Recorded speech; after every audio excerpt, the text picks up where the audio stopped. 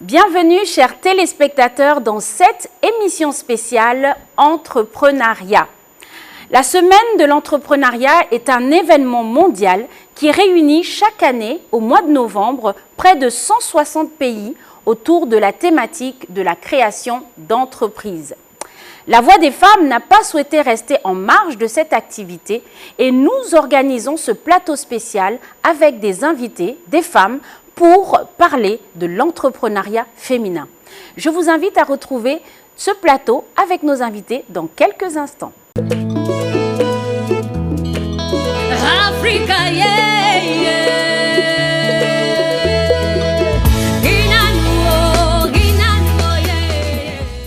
Global Entrepreneurship Week, semaine mondiale de l'entrepreneuriat. Le Gabon fait partie de ces 160 pays qui célèbrent chaque année, au mois de novembre, la semaine mondiale de l'entrepreneuriat. Nous allons aborder dans cette émission spéciale l'entrepreneuriat féminin au Gabon. Je suis accompagnée sur ce plateau de 3 invités, 3 femmes qui exercent justement dans le domaine de l'entrepreneuriat et nous aborderons cette thématique enjeux et défis de l'entrepreneuriat féminin au Gabon. Alors, Madame Danielle Biwaou, bienvenue dans La Voix des femmes. Merci, déjà félicitations pour l'initiative. Vous savez que c'est les initiatives qui font que les choses bougent aussi. Hein. Merci. Je tiens personnellement à vous féliciter pour ce pas que vous posez et je vous remercie aussi de nous avoir invités à ce plateau.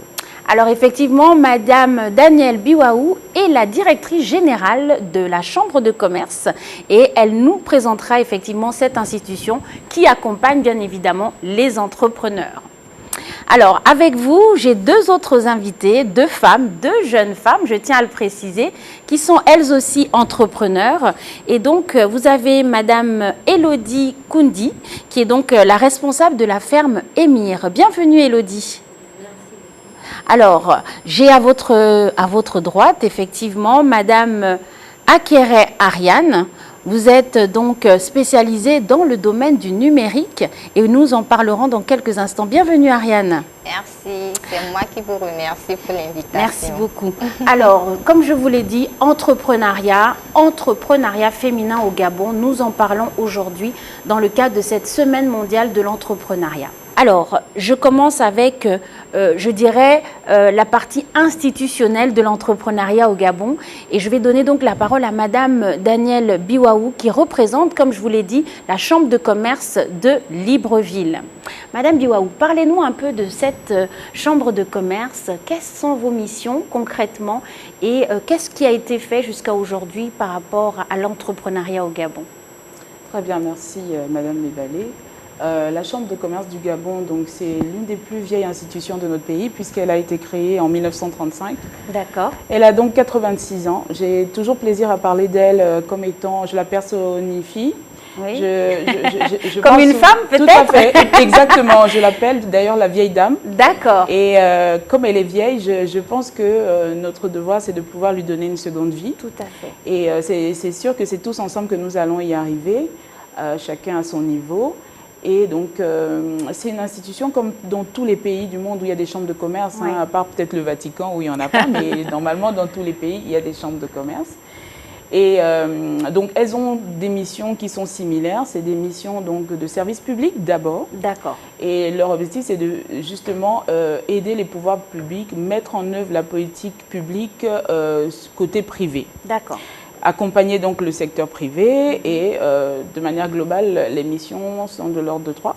Oui. Une mission donc de représentation et de défense des intérêts des opérateurs économiques, c'est-à-dire que les opérateurs économiques ne peuvent pas de manière individuelle discuter avec les pouvoirs publics, donc ils viennent au sein de la Chambre de commerce qui va porter leur voix auprès, normalement, c'est comme ça que ça se passe ailleurs en tout cas, donc auprès des instances gouvernementales pour pouvoir discuter des sujets et d'autres qui ont un lien avec donc l'économie.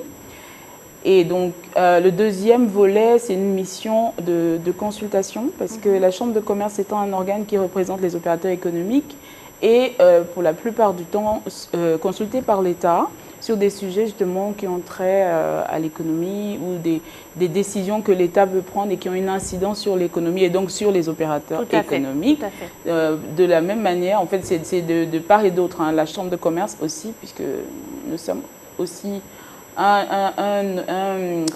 organe qui se distingue donc par les échanges qui se font en interne. Vous savez, je précise d'ailleurs que s'il faut faire un parallèle de forme, la Chambre de commerce, c'est un peu comme l'Assemblée nationale. D'accord. Peut-être pas tout à fait ça, mais si on tire vraiment un parallèle, ce serait ça, puisque l'Assemblée nationale donc, représente la voix du peuple, voilà, par les élus. Et bien, pareil à la Chambre de commerce, nous avons des opérateurs économiques qui sont élus et qui représentent donc les différents secteurs de l'économie gabonaise. Exactement. Donc la troisième mission, c'est une mission de promotion des investissements. C'est vrai qu'aujourd'hui, nous avons l'Agence nationale de promotion des investissements qui devient la vitrine en termes d'investissement. Mais à côté de ça aussi, nous avons cette mission-là puisque nous aidons les entreprises locales à pouvoir prospecter les autres marchés voilà, extérieurs, mais aussi les entreprises extérieures à vouloir prospecter, à être intéressées au marché gabonais. Donc on joue un peu ce rôle-là dès lors que les entreprises sont mises en jeu. Donc voilà un peu les trois missions voilà. De la Chambre de commerce. À côté de ces trois missions, il y a une autre mission qui nous a été conférée par l'État, donc dans le cadre du plan stratégique Gabon émergent. C'était celui de pouvoir mettre en place donc 3 outils d'appui aux opérateurs, aux opérateurs économiques, à savoir donc le centre de gestion agréé, qui est un outil qui va aider les petites structures, voire celles qui ne sont pas formalisées, à les accompagner sur les volets de gestion, de fiscalité, de comptabilité. Ah, ça c'est intéressant. Tout à fait. Et à côté de ça, donc, on a la bourse de sous-traitance qui a aussi vocation à être une plateforme d'échange entre les donneurs d'ordre et les sous-traitants. Dans le cadre donc, de marché, voilà, parce qu'aujourd'hui, la réalité de notre pays, c'est que beaucoup d'entreprises sont attachées à la commande publique et c'est aussi un moyen de développer la commande privée-privée parce que c'est un moyen de développer donc, le savoir-faire local, parce que l'idée aussi, c'est qu'on met un accent particulier sur nos entreprises PME. Et donc, le troisième outil, c'est le centre d'arbitrage, de médiation et de conciliation. Aujourd'hui, les textes communautaires, donc ceux par exemple de l'OHADA, mettent un accent particulier sur la médiation d'affaires, la médiation. Je crois que vous avez fait l'élection il n'y a pas longtemps, j'ai cru voir. En fait, on a fait ce qu'on appelle l'élection des juges consulaires. Des juges consulaires, c'est pas les mêmes, instances. Les juges consulaires vont donc siéger au niveau du tribunal de commerce, qui est une instance publique. D'accord. Alors que pour la chambre de commerce, ça va être un centre, on va dire, privé, puisque voilà, on va régler nos problèmes entre nous, sans pour autant passer par la juridiction étatique. Et ça permet de désengorger aussi la juridiction donc, du tribunal de commerce, qui a été mis en place d'ailleurs l'année dernière. Et nous saluons d'ailleurs la volonté de l'État de pouvoir assainir l'environnement des affaires, parce que c'est aussi un élément important, la justice commerciale. Lorsqu'il y a un litige entre 2 opérateurs économiques, il faudrait bien qu'on puisse trancher. Exactement. On n'est pas obligé de passer directement par le tribunal, mais on peut déjà commencer, c'est l'objet. C'est comme une première étape. C'est une première étape, quoique on pourra arriver aussi à une décision, puisque lorsqu'on n'arrive pas à s'accorder par la médiation et la conciliation, on va arriver à un arbitrage. Donc l'arbitrage, c'est une décision, c'est vous qui avez raison, c'est vous qui avez tort. Donc, voilà. Parfait. Très bien. Donc effectivement, c'est important de le savoir. Je pense qu'on a appris beaucoup de choses, moi-même la première. Et vous aussi, chers téléspectateurs, voici à quoi sert de manière concrète la Chambre de commerce à Libreville et aussi les outils qui ont été mis en place pour pouvoir vous accompagner, que ce soit dans les litiges, dans l'arbitrage de ces litiges, mais également dans tout ce qui touche à la fiscalité de votre entreprise avec vous avez dit le bureau de gestion, c'est ça? Le centre de gestion agréé. Le centre de gestion agréé. Voilà, donc vous avez tous ces outils qui sont disponibles pour vous, chers entrepreneurs, au niveau de la Chambre de commerce de Libreville. Alors, je passe maintenant de l'autre côté maintenant partie privée, ce secteur privé, avec nos jeunes start-up. Je vais donc donner la parole tout de suite à Ariane. Ariane, expliquez-nous un peu de quoi s'agit-il réellement cette application numérique? C'est bien ça que vous avez créé, qui s'appelle SaPaye. Alors, racontez-nous. Alors, Zapay est une plateforme web mobile. D'accord. Normalement, c'est un intégrateur de moyens de paiement avec un produit phare qui est Zapay, paiement de salaire en masse, que je vulgarise beaucoup, dont beaucoup de gens entendent parler. En fait, c'est une plateforme qui permettra aux entreprises, aux différents opérateurs, à toutes ces personnes qui ont des entreprises de pouvoir payer leurs différents salariés qui n'ont pas de compte bancaire. D'accord. Voilà, exactement.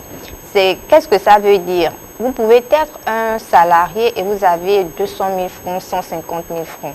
Donc, bien évidemment, vous pouvez ne pas avoir de compte bancaire. Donc, au travers de Zapay, vous percevez votre salaire. L'entreprise utilise la plateforme et via le mobile money, vous le recevez. Vous n'avez pas besoin d'aller faire une file d'attente ou bien de faire des billetages. En fait, on enlève tous ces contraintes. On essaie de dématérialiser, voilà, dématérialiser la paye. Par exemple, vous aviez des salariés à l'intérieur du pays et le plus souvent les entreprises, les directions générales sont à Libreville, à la capitale. Exactement. Oui. Donc, il faudrait procéder au convoyage de fonds. D'accord. Voilà, l'entreprise doit louer une agence de sécurité pour ça. Lorsque vous faites du convoyage de fonds, vous dépensez beaucoup plus.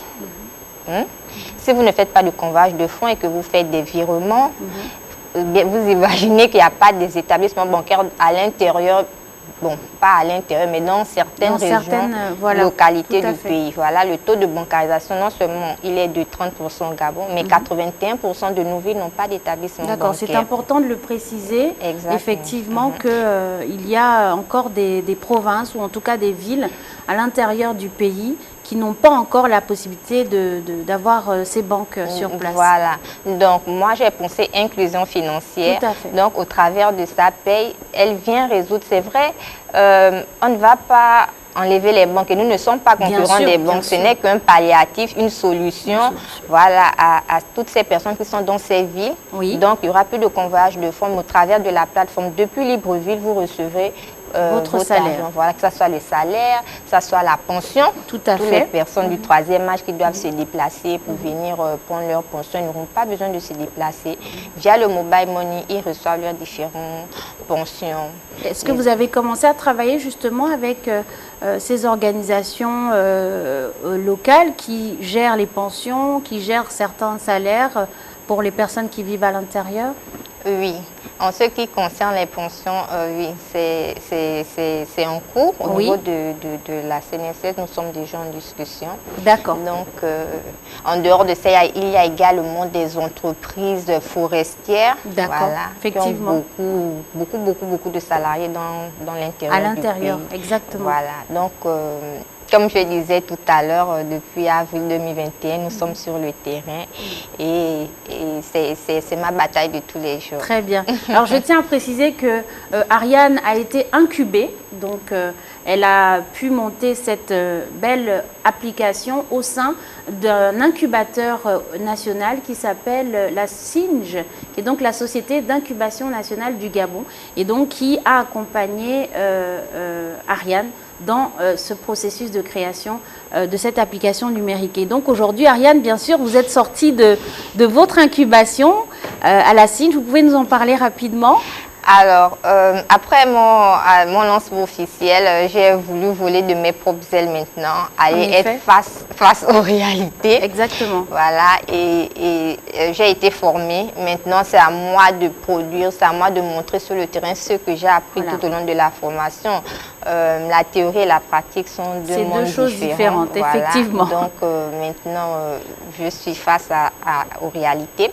Mais en cas de difficulté, bien évidemment, je retourne à la maison.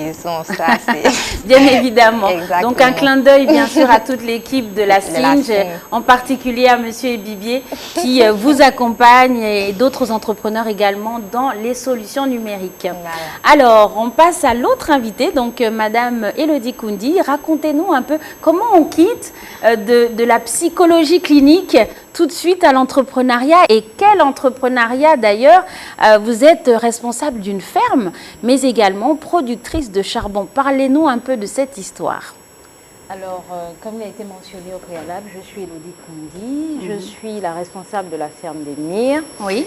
La ferme des Mires est une exploitation agricole qui fait dans l'élevage de poulets fermiers, de poulets de chair.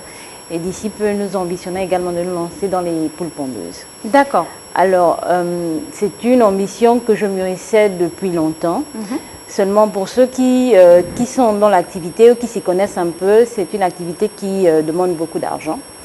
Et étant étudiante, je n'avais pas cet argent-là, ce qui a permis que je me lance dans le charbon. D'accord. Voilà, donc c'est une activité mère, si on peut dire comme ça. Le charbon est une activité mère qui m'a permis de réaliser mon rêve, de pouvoir avoir une ferme.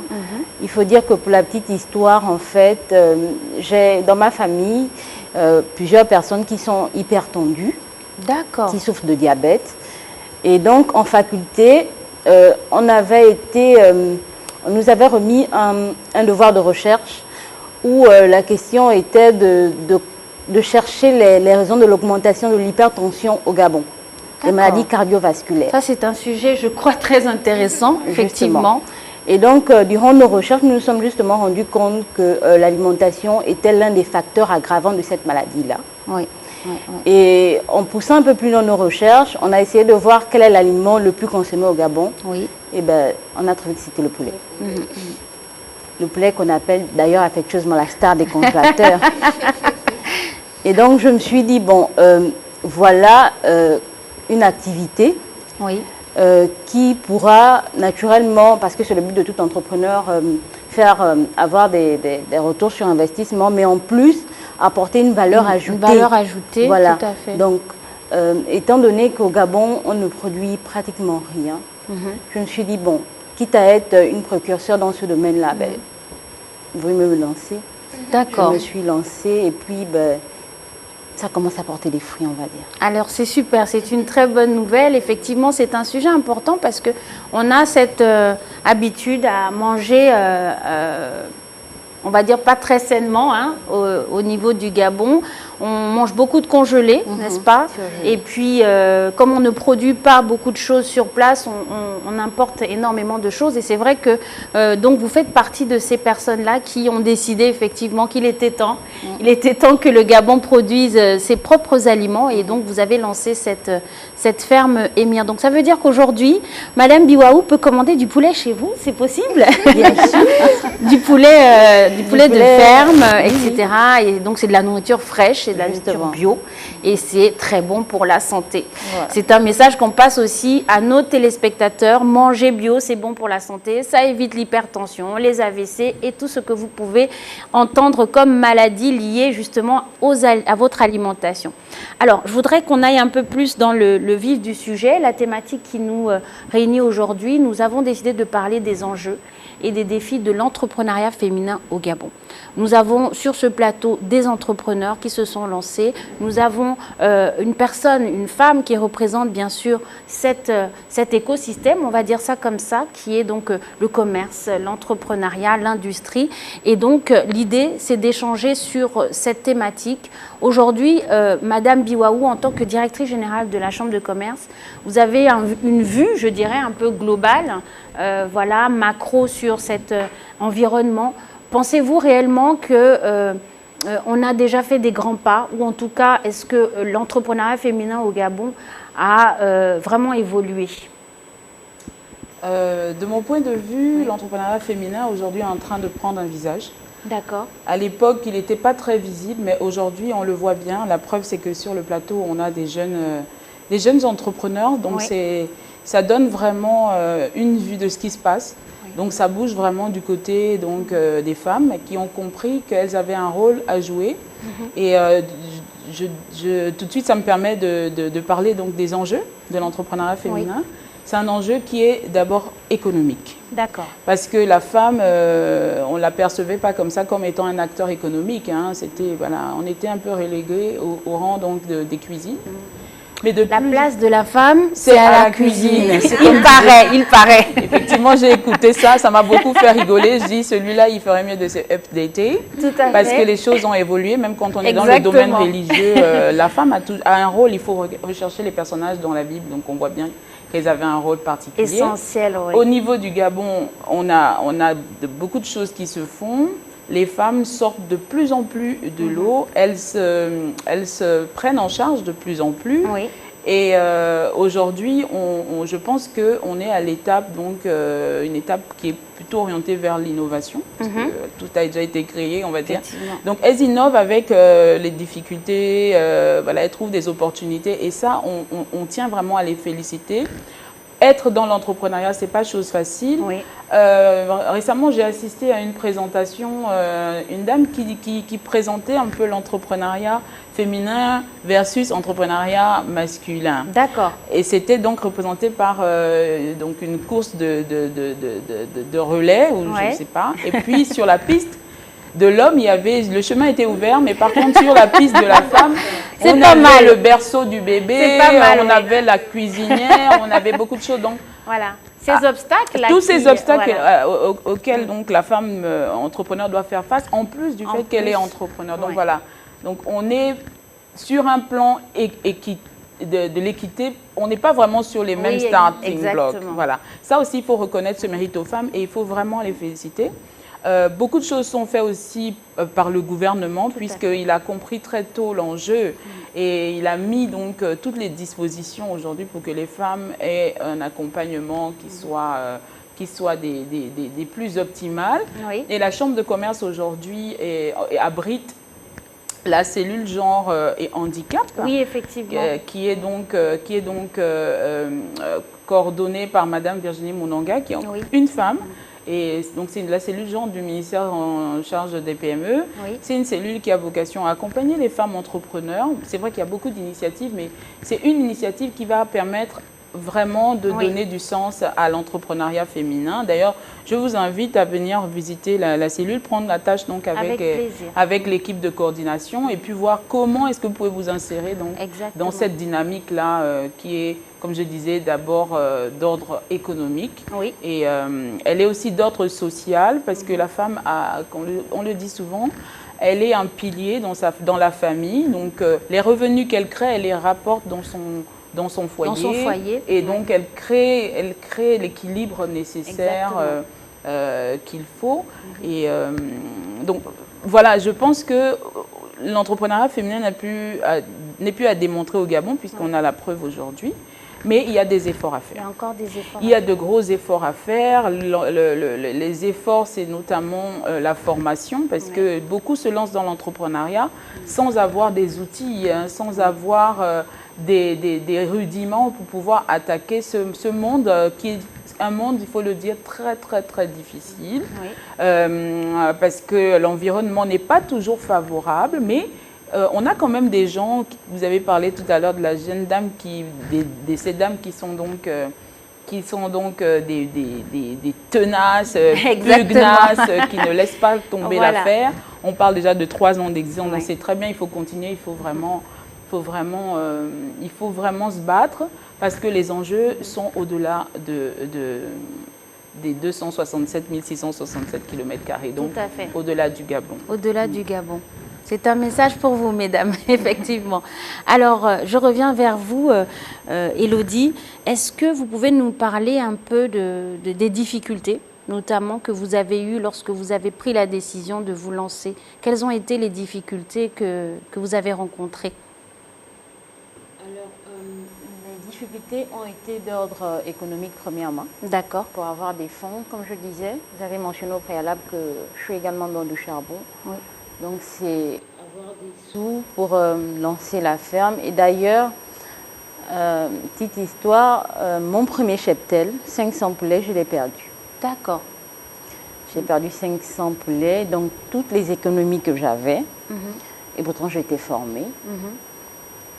Mais bon, en fait, dans cette activité, il faut le dire, comme l'a dit madame, c'est la ténacité, c'est la détermination, on ne lâche rien.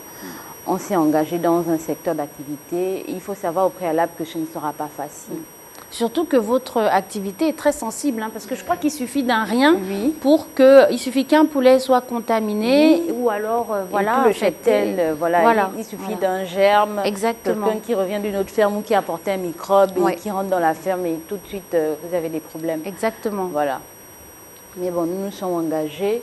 Et puis, il y en a aussi, en dehors de celle-là, il faut dire que comme l'activité n'est pas très répandue, les matières premières sont plutôt chères, notamment l'aliment des poulets, ce qui fait justement que sur le marché, le poulet produit localement coûte cher. Et donc, c'est cette difficulté-là que nous avons. Et moi, en tant que femme, naturellement, au début, on ne me prenait pas au sérieux. Il y a des hommes, des personnes qui venaient à la fin qui me demandaient où était le propriétaire. Si c'était à mon chéri ou à mon papa. Oui. Mais bon, ça, je prends ça avec le sourire. Parce que justement, derrière, après, ils sauront que c'est moi. Et là, ce sera bien. J'aime bien, effectivement. Voilà. Alors, est-ce qu'on peut dire effectivement que, par rapport à votre expérience, est-ce que vous êtes allé peut-être vers des entreprises de la place ou alors des partenaires de la place qui accompagnent financièrement les entreprises? Alors, il faut dire que je postule beaucoup. Oui. Je me forme énormément. Récemment, d'ailleurs, j'ai pu recevoir un financement de 5 millions. D'accord. De l'ONE Entreprendre, Super. la maison de l'auto-entrepreneur, justement. Nous avons fait une formation de 5 mois ou 6 mois. Oui. Et au sorti de là, j'ai été l'une des lauréates. D'accord. Et donc, justement, les financements existent, seulement il faut se bouger. Oui. Il faut avoir l'information, il faut chercher Il faut aller l'information. à l'information. Voilà. Oui. Voilà. Il faut également côtoyer des personnes qui sont dans le domaine dans lequel on veut exercer. Voilà, ne pas rester dans son coin, se dire qu'on sait tout, alors que voilà, l'opportunité viendra nous chercher à la maison. Non. Exactement. Il faut chercher les opportunités. Lorsqu'on est connecté sur Facebook, c'est pour chercher des opportunités. Exactement. Lorsqu'on est, je sais pas, lorsqu'on se balade en ville, on regarde, on se renseigne. Voilà. Et créer également des réseaux, s'insérer dans des groupes. Dans les réseaux voilà. d'entrepreneurs, etc. Voilà, Très et donc bien. moi, c'est à travers un de ces réseaux-là, une personne qui m'a dit qu'il y avait un concours quelque part, j'ai postulé et puis voilà, j'ai pu avoir un financement là et je continue de le faire. D'accord. Voilà. Donc c'est important de le dire, il existe au Gabon des solutions d'accompagnement en matière de formation, en matière de financement de vos entreprises, de vos projets. Et donc aller vers l'information. Élodie nous a raconté son expérience, notamment avec l'ONE Entreprendre. Donc c'est vous dire qu'il existe effectivement des possibilités d'être soutenu par l'État à travers ces organisations. Alors Ariane, effectivement, à votre niveau, quels ont été tous ces enjeux et ces défis par rapport à votre entreprise dans le numérique? Alors, les enjeux, les obstacles. J'aime pas cette question parce que je me dis au début que j'ai pas vraiment eu d'obstacles. D'accord. Vraiment, c'était comme quelqu'un qui naissait et la vie était belle. D'accord.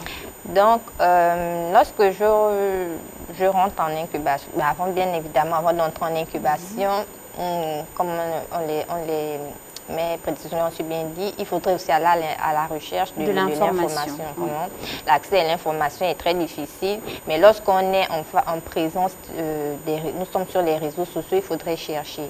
Donc, j'ai vu l'information, j'ai postulé. Et j'ai été retenue. C'était un appel à projet financé par la Banque mondiale. D'accord. J'ai été retenue et je rentre en incubation à la CIN. Il faut dire que je n'ai pas, dès le départ, je n'ai pas senti de difficulté. C'est vrai, ce n'était pas mon domaine, c'était vraiment pas mon activité principale parce que moi, j'ai fait mes études à l'IOV. Oui, voilà. Vous êtes diplômée en droit, effectivement. Exactement. D'un master, donc c'est totalement autre chose. Donc, je viens en incubation, je viens dans un domaine qui m'est complètement étranger. Mais je n'ai pas eu peur parce qu'il faut dire que la peur également est une difficulté, c'est un obstacle quand même pour, je vais dire, les femmes. On a peur de se lancer, on a peur de que diront-on, voilà, on a vraiment peur d'oser, il y a des paradigmes, en fait, c'est tout un environnement qui est là. Et une fois rentrée, maman également ne m'a pas encouragée. Vraiment, ma maman, non, pourquoi ci, pourquoi ça, pourquoi ne pas être dans le bureau? Parce que maman voulait vraiment. C'est normal, je pense que tous nos parents ont un peu cette. C'est une question de. C'est un formatage. Okay. Et par contre, c'est papa qui m'a beaucoup encouragée là-dedans. Donc, je ne sentais pas trop je ne sentais pas encore le poids. En dehors de ça, il y a également le financement. Oui. L'accès au financement est difficile. Mais je ne sentais toujours pas le poids parce que j'avais en fait la ressource humaine en interne. Tout à voilà, j'ai une équipe, j'ai un développeur, j'ai un ingénieur informatique, celui qui m'a développé la plateforme. Donc, je n'ai pas senti le poids. Moi, il me faut des financements. C'est le numérique. Vous n'avez pas besoin de grand chose en fait. C'est un développement qui se fait. Donc, jusque-là, je ne sentais vraiment pas le poids. J'ai senti le poids, j'ai senti la difficulté lorsque, face à un codir, la première fois, je vais présenter la plateforme. Malheureusement, ça n'a pas été concluant. D'accord. C'est à partir de là, en fait, que je me suis rendu compte que je me suis lancée dans un domaine que, en fait, la vie était rose tout au long du développement. Oui. Maintenant, le développement est terminé. Je sens cette difficulté. Et c'est vraiment à partir de là que j'ai commencé à sentir les obstacles parce que ça a été vraiment maintenant une succession de difficultés. Je ne parle pas trop de difficultés en termes de contraintes familiales parce que je sais gérer cela. Et c'est une question d'organisation. Parce que, faut le dire, les contraintes familiales également font partie des obstacles que rencontrent les femmes parce qu'il y a le foyer, il y a les enfants, il y a ceci, il y a cela. Mais je pense que tout est question d'organisation. Si nous sommes bien organisés, on peut gérer, voilà, on peut entreprendre. Donc, je ne parle pas trop de ça. En dehors de ces difficultés, il y a également les difficultés externes. Celles que j'ai citées tout à l'heure, je les mets en termes de difficultés internes parce que c'est propre à nous en fait. Maintenant, difficultés externes, c'est au niveau de l'environnement, c'est le milieu qui conditionne les réalités du terrain, comme je l'ai dit tout à l'heure. On ne nous fait pas suffisamment confiance. Ça, c'est quelque chose que j'ai remarqué. Tout le monde veut qu'on entreprenne. Tout le monde dit c'est bien, tu as développé ceci, tu as développé cela. Mais on ne nous fait pas confiance dans la mesure où personne ne veut essayer ce qu'on a fait. D'accord, je comprends mieux. Voilà. C'est-à-dire que vous avez fini toute l'étape de la création et maintenant que vous êtes prête, voilà. Vous cherchez effectivement à être... avoir des personnes qui essayent, tout simplement. Exactement, voilà. Et donc, exactement. c'est à ce niveau-là que vous avez des difficultés. Voilà, j'ai des difficultés. Oui. Par exemple, quelqu'un termine les études, elle va déposer les dossiers à gauche, à droite, on demande 5 ans d'expérience. Comment fait-elle pour avoir 5 ans d'expérience si même pour un simple stage, vous ne prenez pas, ne prenez pas la personne? C'est la même chose en fait. L'application est là.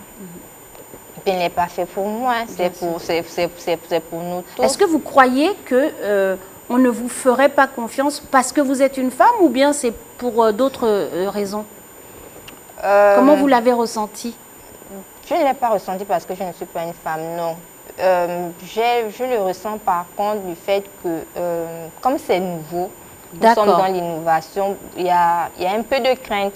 Bon, quand un peu, il y a beaucoup plus de crainte, ils voient ça comme de la crainte. On n'aime pas oser. D'accord. Voilà. Or, il faudrait oser, il faudrait utiliser, voir ce que ça donne pour dire après, bon, oui, j'ai essayé, voilà. Et puis, ça nous permettrait également de nous améliorer. Tout à fait. Je pense qu'en fait, on est aussi encore un peu dans une société, on est tous un peu à la découverte du numérique. Donc, peut-être ces entreprises ou ces personnes que vous avez... avec lesquelles vous souhaitez travailler n'ont pas encore adhéré, c'est peut-être parce qu'elles sont encore dans un système, je dirais, on va dire l'administration très papier, qui est habituée à certaines choses. Et donc, c'est toute une éducation, l'éducation au numérique. D'ailleurs, c'est ce qui se fait depuis, on va dire, quelques années. Et puis, la Covid est venue nous plonger dedans et du coup, ça fait que les gens commencent petit à petit à se familiariser, que ce soit des applications, que ce soit les smartphones, etc. Donc, je pense que c'est vrai que c'est pas facile, j'imagine bien, mais je pense que vous devez continuer, même vous-même à travers vos différentes plateformes à sensibiliser ces personnes-là au numérique, à l'utilisation du numérique qui est aujourd'hui presque indispensable, je dirais. Voilà. On le voit avec la Covid, c'est même au niveau des instances de l'État, on utilise tout maintenant, tout se fait en visioconférence, tout se fait à travers le numérique Et donc, c'est presque indispensable. Donc, je pense que oui, c'est difficile, mais on va y arriver. Ça fait partie des défis d'éduquer nos populations, nos organisations à l'utilisation du numérique, à dématérialiser notamment la paye. C'est un clin d'œil que je passe bien sûr à ces entreprises-là. C'est aussi une manière aussi de soutenir tout simplement le secteur privé. Voilà ces jeunes femmes de surcroît qui se lancent dans des activités innovantes et qui ont besoin de votre accompagnement et de votre appui. Alors nous tendons vers la fin de cette émission. Je voudrais faire un petit tour de table quand même pour avoir votre avis par rapport à notamment aujourd'hui nous avons remarqué que la Covid-19 a impacté donc toutes nos activités, il faut le dire. Aujourd'hui au niveau de la Chambre de commerce, comment vous avez un peu vécu cette crise? Parce que c'en est une dans vos activités au quotidien. Qu'est-ce qui a été mis en place pour justement pouvoir s'en sortir malgré cette crise sanitaire? Et disons qu'au niveau de la Chambre de commerce, nous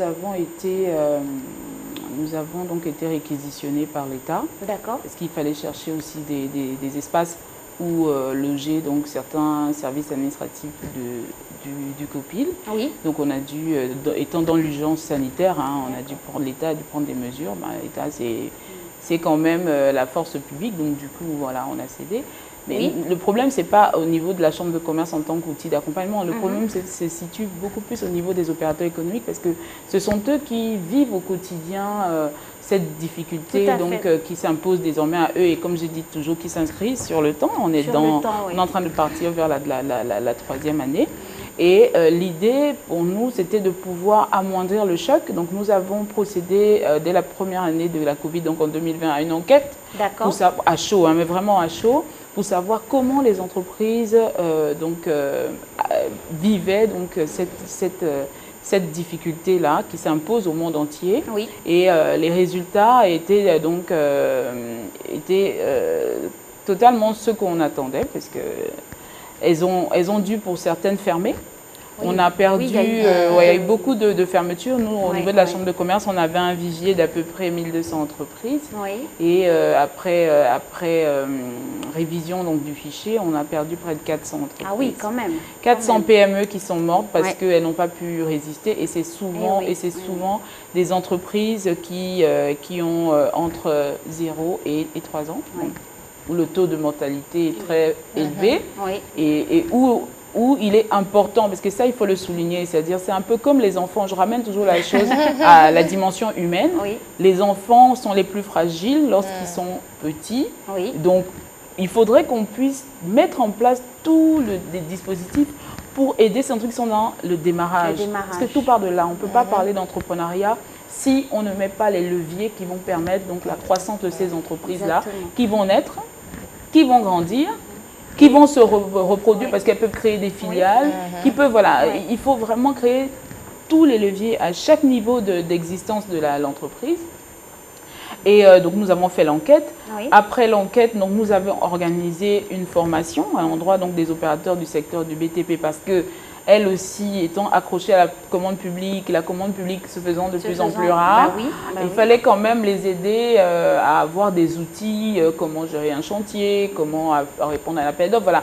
Elles ont joué le jeu. Nous avons aussi organisé avec certains bailleurs des rencontres, d'échanges pour voir un peu comment la PME peut être rapidement, comment on appelle ça, répondre à des appels d'offres que les bailleurs lancent. Voir un peu le meilleur moyen pour elles de s'insérer dans ces appels d'offres. Nous avons aussi organisé des foires, on va dire ça comme ça, orientées donc vers le secteur de l'artisanat parce que ceux-là aussi, ils ont beaucoup souffert. Je pense qu'en période de crise, on achète d'abord de la nourriture, on veut se nourrir et pas acheter un sac ou acheter un... Voilà. Donc, elles ont beaucoup souffert et on s'est dit peut-être l'opportunité pour nous, ce serait de leur offrir des espaces à titre gracieux, il faut le dire. Et il faut souligner aussi que nous avons fait contribuer d'autres opérateurs économiques qui sont un peu plus grands pour pour accompagner ces entrepreneurs, parce que ce n'est pas forcément des jeunes, mais voilà, il y avait des jeunes et des moins jeunes. C'était un coup de pouce. C'était vraiment un coup de pouce et on ne va pas s'arrêter là puisqu'il y a encore de belles choses qui arrivent d'ici à la fin de l'année pour les opérateurs économiques. L'idée, c'est qu'on puisse remobiliser donc les ressources. Exactement. Les ressources, ce n'est pas d'abord financier, les ressources sont d'abord humaines. Les ressources sont aussi entrepreneuriales, puisque l'entreprise, c'est une entité morale. Oui. Donc, il faut redynamiser tout ça, parce que, comme je disais tout à l'heure, l'enjeu est plus que important. Important avec, comme vous le savez, l'entrée en vigueur donc, de la ZLECAf au 1er janvier 2021. C'est qui nous impose, c'est vrai, qui nous impose une nouvelle façon de fonctionner. Oui. Il n'y aura pas de marché, même si on dit que le marché de la ZLECAf représente 1,3 milliard de consommateurs, mais il n'y aura pas ce marché si vous ne produisez pas. Et pour produire, il faudrait être bien organisé, il faudrait avoir des financements. Donc voilà, c'est un peu comme le serpent qui se mord la queue, il faudrait donc faire en sorte que tout soit mis en place. Oui. Et nous, la Chambre de commerce aujourd'hui, nous souhaitons être au plus proche des opérateurs économiques. Peut-être pas vous offrir des financements parce que voilà, mais au moins dans le conseil, dans l'orientation, dans la mise en relation, c'est vraiment ce que nous faisons au quotidien. Et les entreprises qui se rapprochent de nous sortent de là souvent satisfaites. Donc c'est quelque chose que nous travaillons au quotidien et nous invitons d'ailleurs les opérateurs économiques, quels qu'ils soient, à venir renforcer la Chambre de commerce qui est leur maison. Tout à fait.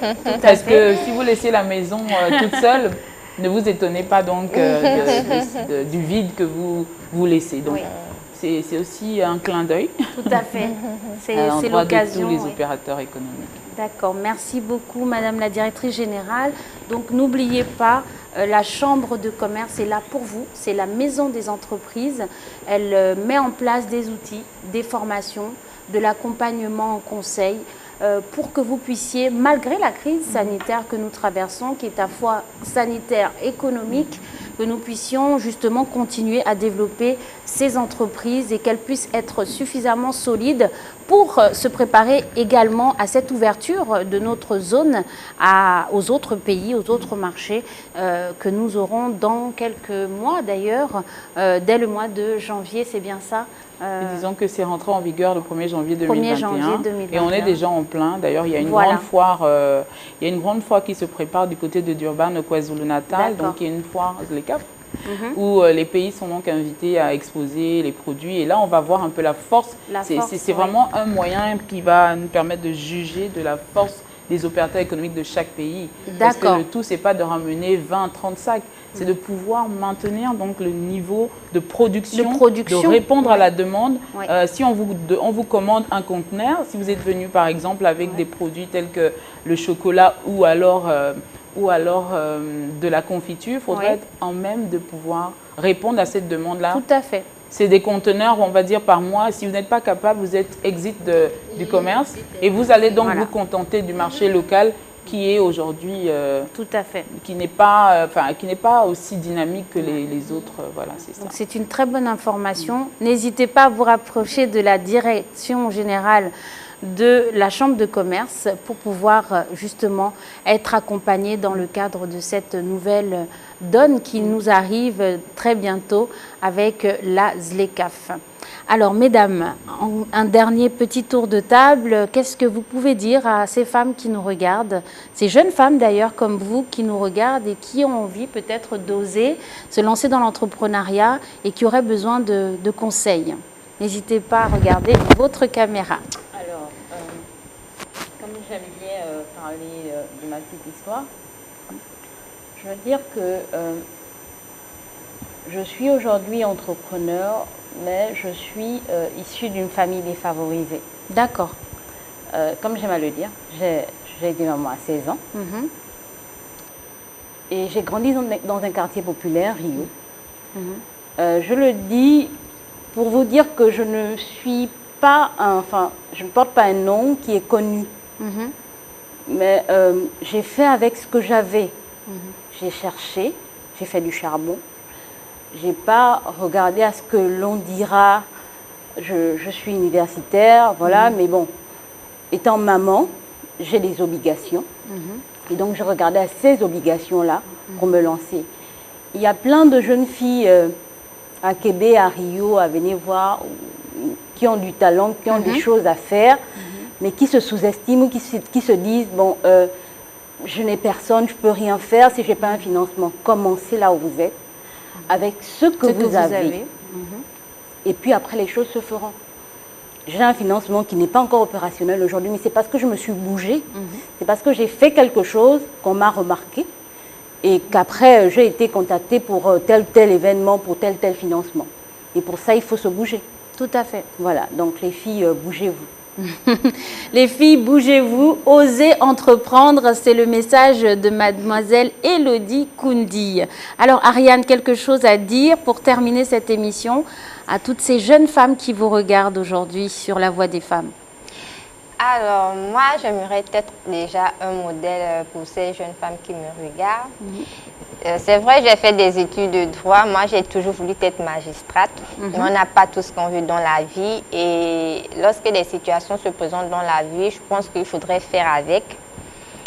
Je me suis lancée dans l'entrepreneuriat, dans le numérique, mais je me forme. Donc, il faut vraiment se former. C'est pas dire que non, j'ai une telle formation, donc je vais juste rester dans le domaine que j'ai appris, non. Peu importe le domaine, si vous avez de la passion, si vous avez de la volonté, de la détermination, vous pouvez y arriver, vous vous formez, vous allez à l'affût de l'information, vous vous informez et vous informez également les autres. Moi, j'aimerais également que certaines personnes viennent me voir et me disent comment tu as fait, j'aimerais être comme toi, j'aimerais également avoir une activité. Et je serais ravie d'être leur mentor, leur coach, parce que moi-même j'ai des mentors, j'ai des coachs, j'ai des personnes qui me portent, des personnes sur qui je m'appuie.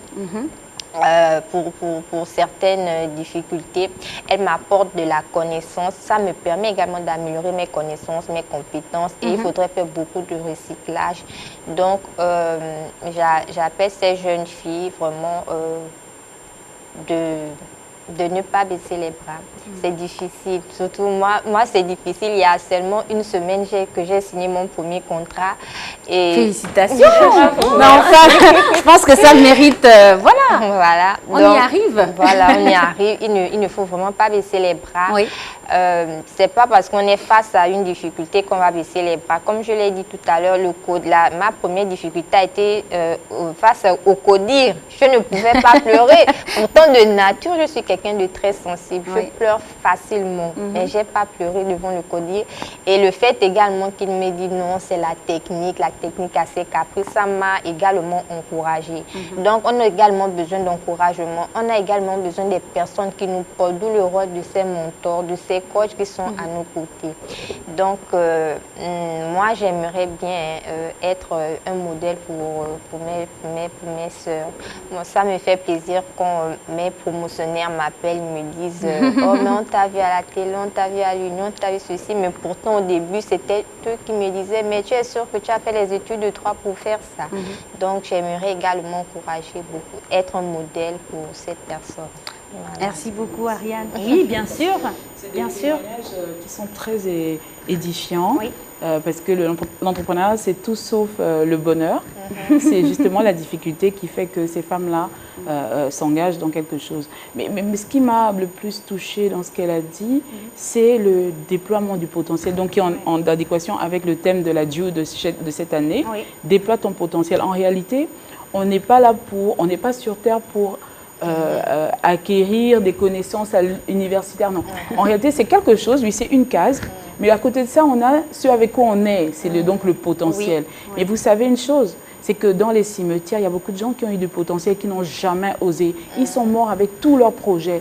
Si vous avez encore la chance d'être en vie aujourd'hui, il faudrait, donc, et là j'invite tous ces jeunes à déployer ce potentiel qui est en eux, parce que le potentiel, tant qu'il est en vous, ça ne c'est utile pour personne. Donc, il faut le faire sortir. Exactement. Et dès qu'un potentiel est sorti, ça veut dire que c'est quelque chose que vous avez réalisé, un autre potentiel va se mettre en place. Donc, il y a tellement de potentiel en nous. On a cette force, en fait, l'être humain, il a autant de choses, mais il faut vraiment aller chercher au-dedans de soi. Ce n'est pas des études qui vont faire, vous avez nos frères de l'Ouest, des fois, ils ne sont pas là à l'école. Oui, tout à fait. Ils savent ni lire ni écrire, mais pourtant, ils brassent des sous. Tout ils brassent des initiatives et osent. ils se font même financer. C'est ça qui est important. Donc nous qui avons en griffe fait des études, nous sommes là en train de regarder à l'État en espérant que la manne vienne. Aujourd'hui, l'État a fait ce qu'il a pu faire. Bien Nous aussi, sûr, chacun bien doit sûr. faire sa part et pour que les deux finalement puissent concorder. Les jeunes, vous êtes l'avenir de demain. Oui. Au Gabon, vous êtes 52% de la population, C'est de la énorme. tranche d'âge de 16 à 35. Moi, j'insiste sur ça. Il faut qu'ils comprennent que l'économie, la croissance dépend aussi d'eux. Et dans ces jeunes, il y a des femmes. Donc, Oui. j'invite ces femmes-là à se positionner en déployant le potentiel qu'il y a en eux. Il y en a. Cherchez. Il faut regarder autour. Les opportunités sont à tous les coins de rue. Si la maman qui fait les gâteaux réussit à envoyer plutôt ses enfants aux États-Unis, sachant que nous, on envoie au Rwanda à côté. Je ne dis pas que le Rwanda, c'est pas bien, c'est même très bien. Mais voyez la maman qui fait il n'y a que les gâteaux, là. Son enfant apprend aux États-Unis. Tout à fait. Ça veut dire que nous, on peut aussi faire, soit imiter, parce que voilà, on imite, soit alors innover, parce que Innover, voilà, si la maman a l'habitude de faire ses gâteaux en mettant dans l'huile et puis en machin, vous pouvez prendre avec Exactement. une seringue, mettre du chocolat à l'intérieur. Voilà, on innove en fait. tout Ça à reste fait, le gâteau tout à fait. normal, mais après vous ajoutez quelque chose. Il ne faut pas rester chez soi à se demander, voilà, beaucoup de familles aussi souffrent aujourd'hui. Les jeunes sont à la maison, ils ont appris, mais ils sont à la maison, ils deviennent un poids. Et ils quittent très tard du nid familial, c'est aussi un problème à aujourd'hui fait. de société. Donc il faut que ces jeunes-là sortent de la maison et regardent autour d'eux les opportunités. Ce n'est pas l'État qui Et va elles faire. existent. Et elles existent à tous les coins de rue, à tous les coins de rue. Il y a plein d'activités. Aujourd'hui, la dame disait quelque chose encore d'important tout à l'heure. La jeune... comment elle s'appelle, Élodie, oui. elle disait qu'au départ, elle s'est lancée dans le charbon pour pouvoir financer l'activité La ferme. donc, de la ferme. Donc c'est ça, c'est autant de potentiel qu'elle va faire sortir et pour arriver à quelque chose qui va permettre de l'autonomiser, parce que l'idée c'est ça, autonomisation de la femme et pour le bonheur de sa famille au finish. Hein, c'est de ça dont il est question, et son bonheur personnel. Parce que chaque fois que vous réalisez un potentiel, c'est vous qui êtes en lumière au finish. Et vous contribuez aussi à irradier les autres. Parce que lorsque vous brillez, ce que vous ne le savez pas, c'est que vous permettez aux autres de briller. Donc c'est ça. Merci beaucoup, mesdames. C'était un bel échange. J'ai personnellement apprécié toutes vos interventions qui m'ont enrichi également. Et je suis convaincue que vous, derrière votre téléviseur, vous avez également été enrichi et impacté par ces retours d'expérience. Merci beaucoup. Je voudrais profiter de cette occasion pour vous rappeler que nous sommes toujours en période de Covid-19. La Covid est bien là, le variant est bien là également et donc n'oubliez pas, respectez toujours les gestes barrières en portant vos masques, en vous lavant régulièrement les mains et surtout, si vous avez la possibilité de vous faire vacciner, n'hésitez pas. Alors cette émission a été réalisée grâce à notre production Panorama Com Event avec Télé Africa. Nous remercions également la direction artistique Novatrice Production et tous les partenaires qui nous accompagnent dans le cadre de cette émission La Voix des femmes. Je vous souhaite une agréable soirée et surtout n'oubliez pas, l'entrepreneuriat, c'est la possibilité aussi pour vous, chères femmes, de vous autonomiser et de pouvoir surtout, comme le disait Madame Biwaou, révéler votre potentiel. Je vous remercie et je vous souhaite une excellente soirée sur Télé Africa.